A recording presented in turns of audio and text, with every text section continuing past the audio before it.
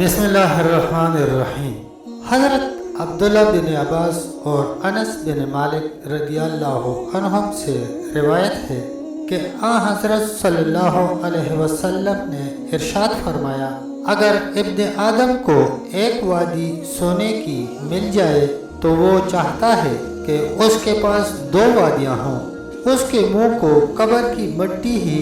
بھرے گی اور توبہ کرنے والے کی توبہ اللہ تعالیٰ قبول فرمائیں گے، متفق علیہ۔ حضرت ابو موسیٰ اشعری رضی اللہ عنہ سے روایت ہے کہ نبی کریم صلی اللہ علیہ وسلم نے فرمایا، نیک ساتھی اور برے ساتھی کی مثال اس طرح ہے جیسے کستوری والا اور آگ کی بھٹی دوکھنے والا۔ کستوری والا یا تو تجھے عطیہ دے دے گا یا تو خود اس سے خرید لے گا یا پھر تو اس سے پاکیزہ خوشبو پالے گا، اور بٹھی دوکھنے والا یا تو تیرے کپڑے جلا ڈالے گا یا تو اس سے بدبودار ہوا پائے گا، بخاری و مسلم۔